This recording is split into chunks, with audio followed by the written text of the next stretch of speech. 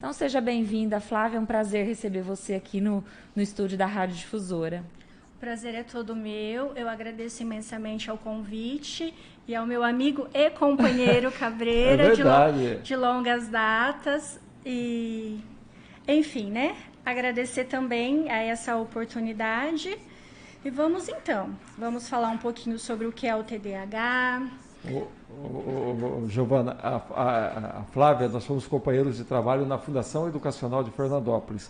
A Flávia estava na época, era estudante de psicologia, né, Flávia? Isso. E ela participava lá junto com a gente, participava da equipe, e foi um ciclo muito importante nas nossas vidas, né? Porque nós pudemos adquirir conhecimentos importantes ali, compartilhar vivências, né? E hoje ela é uma renomada psicóloga em Fernandópolis, o que nos enche de orgulho, né? Com certeza, e trazê-la aqui hoje para falar de um assunto tão importante é verdade. É muito bacana, devido ao conhecimento que você falou que ela adquiriu e que ela teve aí aqui em Fernandópolis. Flávia, eu gostaria que você começasse o bate-papo explicando o que significa TDAH. É um transtorno de desenvolvimento, na verdade, de atenção e hiperatividade. A gente tem ele em 3 subtipos, onde, na verdade, a criança ela pode apresentar do tipo predominante hiperativo, que são aquelas crianças que não param quietas, e não param quietas não é porque não querem, elas não param quietas porque elas não conseguem. A gente tem do tipo predominante desatento, por isso que é chamado de transtorno do desenvolvimento, da atenção e da hiperatividade. E a gente tem um terceiro que é misto, que além da desatenção, as crianças apresentam também a hiperatividade. E quais são os sintomas? Como que você identifica uma pessoa que possui esse transtorno? Sim. Antes de falar dos sintomas, é muito importante a gente falar, enquanto psicanalista que somos, sobre o desenvolvimento da personalidade. Porque toda criança, ela vai desenvolvendo a sua personalidade até os 7 anos. E o papel da mãe é muito importante nesse desenvolvimento. Então, a gente precisa pensar que nós estamos aí imergidos no momento atual da pandemia, onde as mães trabalham fora de casa, muitas vezes não tem o tempo devido que a criança precisa, e as crianças estão cada vez mais agitadas por conta também dessa agitação do mundo em que a mãe se encontra. E o papel da mãe, que ela vai se desenvolver, a relação que ela vai desenvolver com essa criança, é muito importante. Então, este transtorno, ele não aparece na infância. Mas a criança, ela já nasce, porque é um transtorno, não tem cura, porém a prevalência, ela vem maior quando ela vai para a escola. Por que quando ela vai para a escola?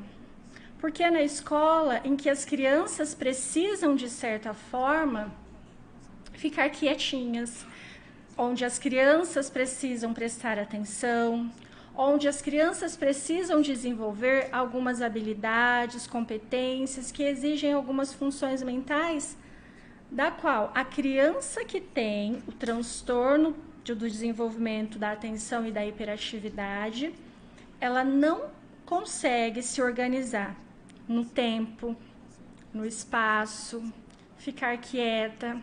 Então, a gente pensa em crianças, vamos dizer agora sobre os sintomas. Crianças que têm o caderno desorganizado, que pula folhas, que não consegue terminar a prova durante o horário padrão esperado para todas as crianças, ela não consegue. Ela não consegue ficar parada para prestar atenção àquilo que a professora exige. Ela também apresenta, porque nós temos 3 tipos de atenção, que é a atenção seletiva. Eu posso ter mais de um estímulo, a televisão estar ligada e estar aqui com o caderno e conseguir prestar atenção naquilo que para mim é primordial. A gente tem a atenção alternada, que é eu estou aqui conversando com vocês, surge alguém e interrompe, e mesmo assim eu sei dar continuidade naquilo que eu parei. E a gente tem também um terceiro, que é a atenção sustentada, que seria assim, continuar quietinha estudando por um longo tempo, que é o que a escola exige, é essa habilidade, essa competência dos nossos alunos. Então a gente precisa pensar também que nós estamos aí começando um processo de escola de tempo integral, onde as escolas também vão ter que passar por um processo de adaptação para receber esses alunos, para ficar o período todo. E essas crianças que apresentam hiperatividade não é porque elas não querem, elas não conseguem ficar quietas. Ô Júnior, você falou que a situação se apresenta mais a partir do momento que ela vai para a escola. Isso. Mas lá nos primeiros anos de vida, os pais conseguem perceber? Porque a gente muitas vezes coloca assim, eita criança birrenta, eita criança que, né? Coloca a culpa na criança, né? Como se ela tivesse culpa daquilo, né? Então, os pais conseguem, tem algum sinal lá naquele momento dos primeiros anos de vida ali para já começar a buscar algum auxílio, alguma terapia? Sim, é isso mesmo. Então, assim, os primeiros sinais dessa criança hiperativa ou desatenta, ela começa a aparecer desde os primeiros anos de vida. Então, vamos lá. Sabe aquela criança que quando bebezinho a gente começa a dizer não, porque na verdade a criança, ela nasce cheia de vida, porque nós nascemos com a pulsão de vida e pulsão de morte, e dentro dessa pulsão de vida, ela é regida pelo princípio do prazer. Então a criança, ela é espontânea, ela é alegre, ela é feliz.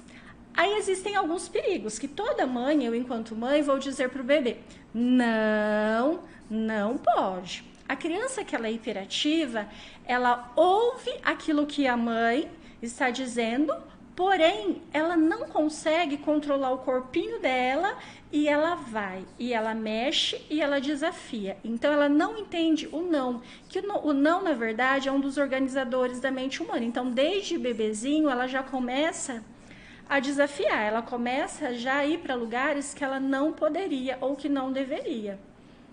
E por que, companheiro? A gente diz que, na verdade, essas crianças inquietas, essa inquietação, a neurociência, ela explica que, na verdade, tem uma região aí, uma região frontal, que, na verdade, ela é responsável pela atenção, concentração motora e tudo mais, e onde, na verdade, a gente precisa pensar como vamos usar uma analogia aí do chuveiro elétrico, que transmite aí informações cerebrais para o nosso corpo. Então, a criança que ela é hiperativa, ela não para quieta a perninha, ela não para quieta nem na hora de dormir. Por quê? Porque ela entende que parar quieta é um princípio de morte para ela. Então, ela tem que estar todo o tempo se movimentando. Então, outra característica da hiperatividade antes do processo de escolarização é aquela criança que a gente coloca para dormir numa posição, mas que se mexe muito no berço, na cama, que está em outras posições. Você coloca para dormir certinho no berço, ela acorda de ponta cabeça lá no berço, com todo o lençol ali desarrumado, apresenta também sonambulismo, ela tem uma dificuldade muito grande em parar quieta até durante o sono, porque não existe um botãozinho que a gente vai lá e desliga a mente humana. Além de ser falante, ela é muito inquieta. Ocorre da criança, às vezes, passar a noite em claro, assim, ter muita dificuldade para dormir, para realmente atingir aquele sono, né, mais profundo? Sim, que seria o sono REM. Realmente, elas têm uma dificuldade maior para dormir, e até porque durante o sono também elas não descansam, elas se mexem muito, elas conversam durante a noite. Algumas crianças apresentam aquilo que a gente chama de sonambulismo. Elas acordam no meio da noite e elas querem sair, elas falam durante a noite. E esse processo, se detectado lá nos primeiros momentos da criança, é mais fácil de controlar? Como é que é feito? Como é que é o processo? Que tipo de terapia vai auxiliar os pais a conviver com essa situação? Então, assim, é muito importante a gente também usar alguns dados que o nosso DSM traz para a gente, que existe um número muito grande de crianças com esse transtorno. Muitas estão sem o diagnóstico, porque os pais acham que é normal e que vão deixando, só procuram realmente o atendimento quando, quando o professor realmente obriga, né, na escola, não, o seu filho tem algum problema e você precisa realmente levar ao médico, ao psicólogo. E aí, aos 7 anos que normalmente é dado esse diagnóstico. E os estudos apontam que existe aí um número de 8% da população infantil que tem esse transtorno, porém sem o diagnóstico preciso.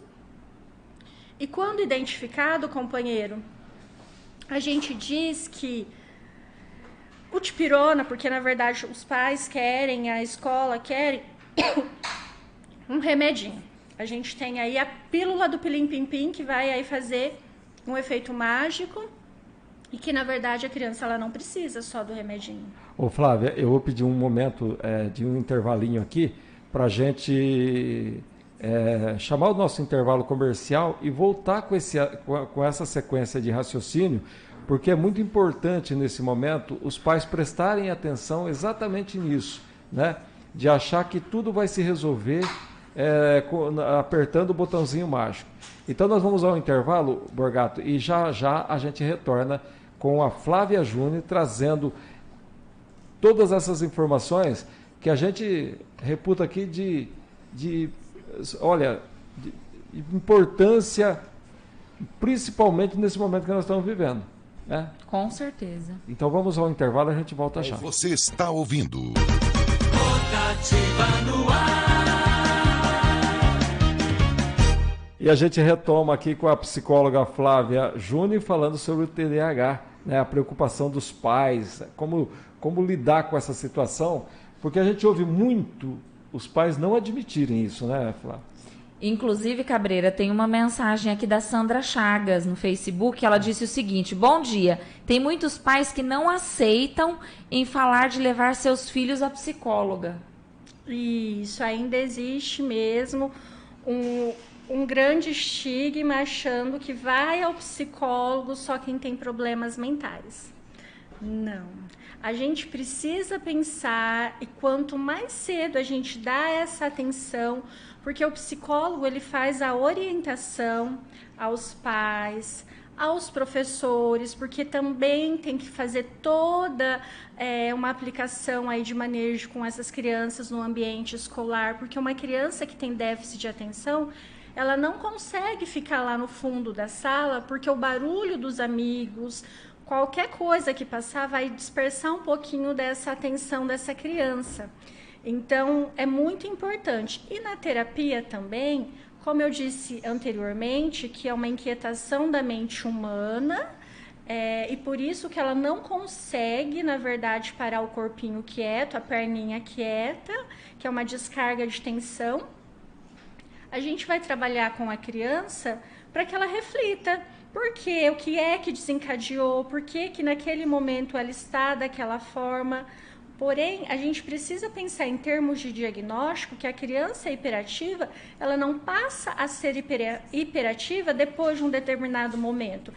Ela sempre foi hiperativa e ela sempre será hiperativa. Porém, a prevalência da observação do diagnóstico é feita na escola por conta de que é o período que a criança começa a apresentar aí, vamos pensar, um distúrbio, onde na verdade ela começa a apresentar aí uma inquietude maior, porque não dá conta mesmo de ficar quietinha e não dá conta de executar as atividades de comando, de leitura, de escrita que é dada pelo professor. E a gente fica imaginando uma criança que não tenha nenhum tipo de assistência, porque o pai ou a mãe, eles não reconhecem essa questão aí, essa necessidade. No momento em que ela começa a chegar à adolescência e até a fase adulta. Isso. Aí a repercussão disso, né? A gente tem aí algumas comorbidades associadas, que se não tratado, vai ser um adolescente que vai se envolver possivelmente com drogas, aqueles adolescentes que gostam de tirar racha, porque eles não têm medo. Então, a gente tem aí transtorno opositor desafiador, que na verdade é aquela criança que, se você disser para ela assim, ó, não faça isso, ela vai fazer não porque ela quer, porque ela vai te provar que ela é capaz de fazer. Então, a gente tem aí uma série de comorbidades, principalmente na adolescência, dessas crianças que não foram tratadas na fase infantil, porque o tratamento ele exige, na verdade, a terapia, a medicação, muitas vezes, quando necessário, o tratamento medicamentoso, e tem que iniciar nos primeiros anos, aí, a partir dos 7 anos, a gente diz que quando a personalidade da criança já está formada, tem que ter esse conjunto aí para que melhore a qualidade de vida, porque senão também a gente para e pensa que vai ser uma criança que os amigos vão evitar, porque ela não deixa ninguém terminar de falar, ela está sempre impulsiva, ela está sempre achando que interrompendo, e enfim, acaba sendo e até a criança questão de socialização com outras crianças, né? Isso, acaba tendo dificuldades. E eu, como mãe, queria dizer uma coisa: mãe nenhuma.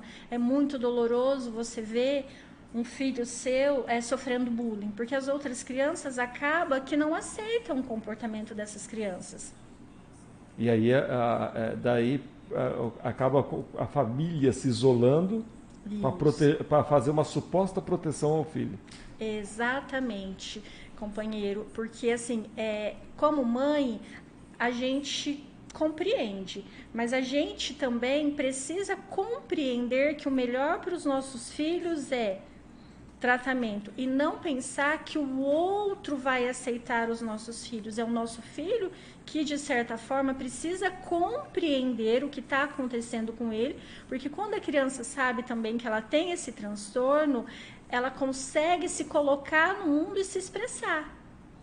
E quando ela não sabe, ela não tem o conhecimento, ela também não sabe por que ela age daquela forma, porque realmente é uma judiação, ela não queria fazer aquilo. Mas ela desagradou, ela foi impulsiva, ela fez, porque ela não controla os impulsos. Ô Flávia, e como que é feito o diagnóstico em casos de TDAH? Então, vamos dizer assim, muitas vezes eles já chegam para a gente com pseudodiagnóstico, onde a mãe acha que a criança é hiperativa. Ela já pesquisou no Google. No Dr. Google. O Dr. Google já passou o diagnóstico completo, até com a lista medicamentosa lá para inserir. E não somos nós, psicólogos também, que fazemos sozinhos esse diagnóstico. Existe aí uma equipe multidisciplinar, que pode ser um neuropediatra ou o psiquiatra infantil, e que pede para que a gente faça aí uma bateria de testes, entrevistas e questionários. Por quê? Esses sintomas, eles devem estar presentes pelo menos durante 6 meses na vida da criança, ou seja, ele não apareceu, ele está presente. Talvez os pais que não tinham identificado.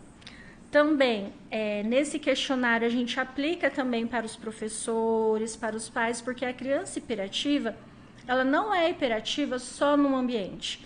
Ela é hiperativa em todos os ambientes. A criança desatenta, ela não é desatenta, não está no mundo da lua só em um contexto. Ela está desatenta em todos os contextos da vida dela. Aí a gente aplica entrevista aos pais, questionários, a escola, a gente vai para observar esse comportamento da criança, aplicar questionários para os professores. Depois essa criança vem para a gente, que a gente chama de diagnóstico diferencial. A gente faz a hora lúdica, faz aí o relatório, que na verdade é o nosso psicodiagnóstico, encaminha de volta para o médico, para que o médico feche, e só o médico é que tem também a habilidade de dizer: o seu filho tem o diagnóstico e precisa ou não de tal medicamento, porque na verdade existe aí uma série de crianças tomando medicação sem ter a necessidade. por conta desses pseudodiagnósticos do Dr. Google, da mãe, enfim. Mas existe aí, para quem é esclarecido e quer realmente o melhor para o filho, fazer esse diagnóstico em conjunto, entre o médico, o psicólogo ou o neuropsicólogo. É uma equipe multidisciplinar que vai fazer esse diagnóstico. Tá certo. Nós vamos para o intervalo e a gente vai voltar porque é um assunto que tem muitas outras questões para serem levantadas. Com certeza, e gera muita dúvida, né? Exatamente. Após o intervalo estaremos de volta. Você está ouvindo Rotativa no ar. Muito bem, de volta aqui com a Rotativa, a entrevista de hoje com a psicóloga Flávia Juni, falando sobre TDAH. E a gente vai buscando as informações e trazer realmente conhecimento à população, porque a gente, se é uma criança hiperativa que não consegue se adaptar ao espaço e ao ambiente, como é que será um adulto, Flávia? Porque, na verdade, a preocupação é essa. Se não tiver um acompanhamento de criança, como será como adulto? Isso, como eu disse, né? Na adolescência ele vai se envolver em problemas aí de delinquência, porque ele não pensa nas consequências, tem um alto índice aí de estudos provando que vão se desenvolver em drogas, rachas, problemas aí talvez até com a polícia. Porém, em casos mais leves e que são os mais despercebidos e que mereciam uma atenção, são adultos que não conseguem parar em emprego, que não conseguem lidar com as regras do trabalho, dos horários e, enfim, até com as ordens do patrão, porque, na verdade, todo mundo tem o direito de ter pensamentos diferentes, de certa forma, também falar sobre aí os seus pensamentos, mas a gente também não pode levar tudo ao impulso, falar aquilo que a gente pensa sem assertividade. Então, a gente tem aí um prejuízo muito severo nas relações interpessoais e nas relações de trabalho, porque eles não conseguem parar em trabalho.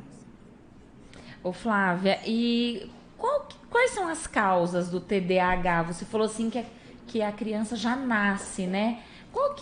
Existe alguma explicação do que poderia causar? A neurociência explica que fatores genéticos, então, assim, a gente tem uma prevalência de 80% de crianças que têm esse transtorno.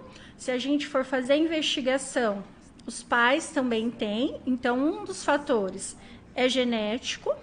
A gente tem também algumas alterações cerebrais, que se a gente fizer aí um exame de PET scan, que é onde a gente vai visualizar algumas áreas cerebrais, a região frontal, que é a região aí responsável pela memória, atenção, concentração, ela também, a gente pensa que é uma região onde vai ter mais impulsos, correntes elétricas. Então, a gente precisa pensar como aí uma descarga de tensão. Vamos pensar num chuveiro, novamente aí usando o exemplo do chuveiro elétrico.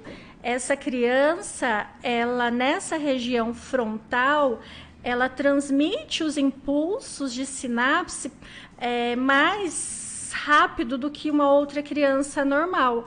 E por isso que ela não para quietinha, porque essa região é responsável pela coordenação motora.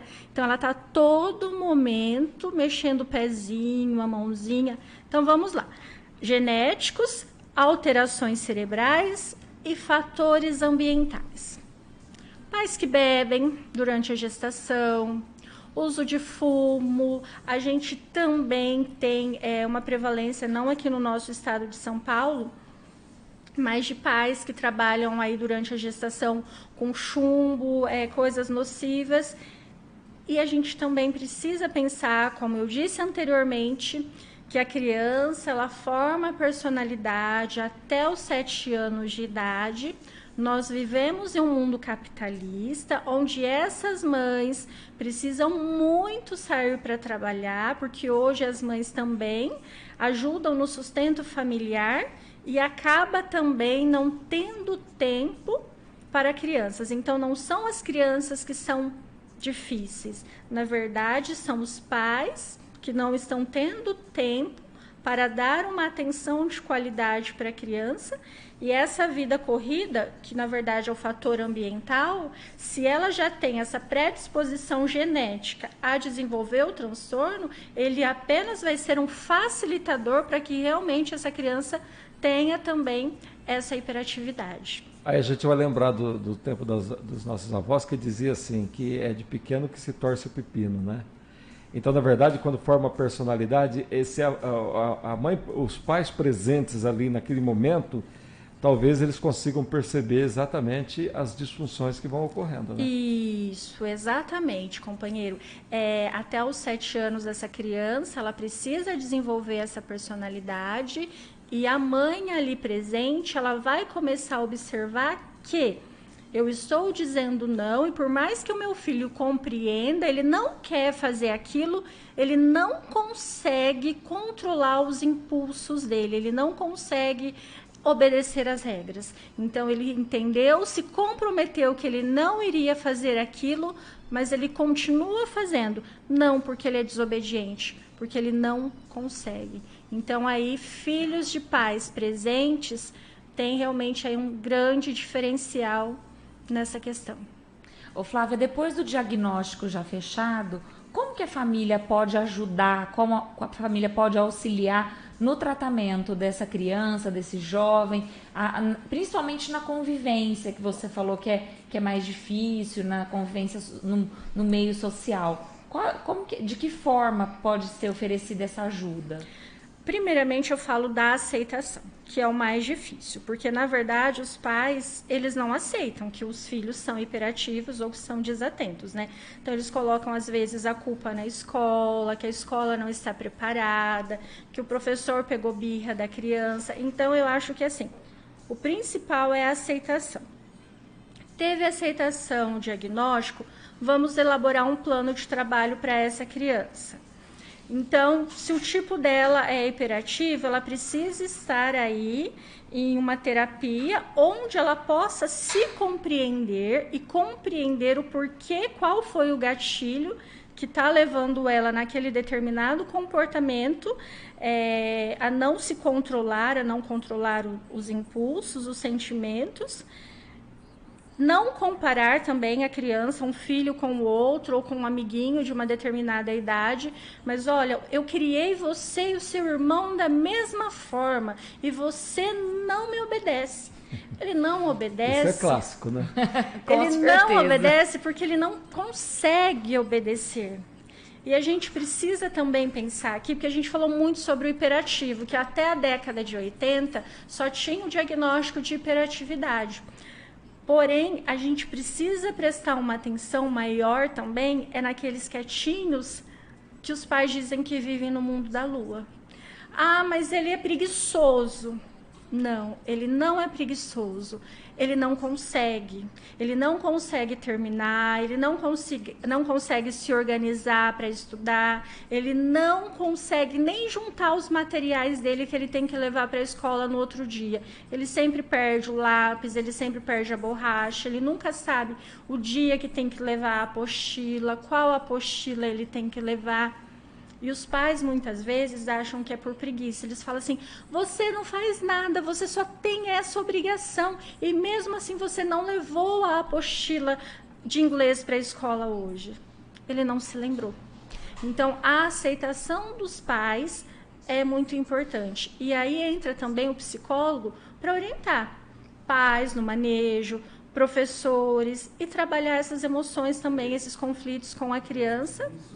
Porque aí é um conjunto. É um conjunto. É a criança assistida, os pais preparados e a escola também preparada. Isso, com orientações aos professores, em manejos escolares, até uma adaptação curricular, que essas crianças elas têm o direito de ter essa adaptação curricular das escolas, mesmo pública ou particular, ela tem o direito dessa adaptação curricular, porque na verdade é um transtorno. Em se tratando de transtorno, ele não tem cura. Uma vez hiperativa, sempre hiperativa.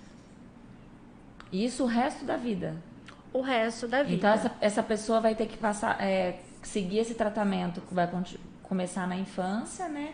E isso, assim, depois com o tratamento, com todos esses manejos que você citou, Flávia, é possível ter uma vida adulta normal, ter uma vida adulta tranquila? Sim, mais próximo da normalidade, porque a partir do momento que você se compreende, você começa a ter uma postura e uma diminuição desses sintomas que a gente chama de comorbidades, que vai prejudicar nas relações interpessoais. Então, existe realmente aí uma diminuição aí, tanto da ansiedade causada por esse distúrbio, quanto, na verdade, uma depressão. E a gente também precisa pensar que aí existe um ajuste também, que vai diminuindo conforme o passar do tempo, desde que seja tratada. E uma das coisas importantes que eu quero deixar claro aqui, que tratamento não é só a famosa Ritalina, porque a gente viveu aí um boom da Ritalina, onde por qualquer motivo...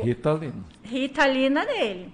E, na verdade, a Ritalina ele é só um medicamento usado em alguns casos no contexto escolar, por isso, inclusive, que não é dado em casa, nos finais de semana ou quando está de férias, porque a Ritalina é uma medicação que vai agir só na atenção e concentração, ou seja, para que a criança não fique em prejuízo escolar, para que ela consiga cumprir aí dentro do contexto escolar aquilo que é permitido.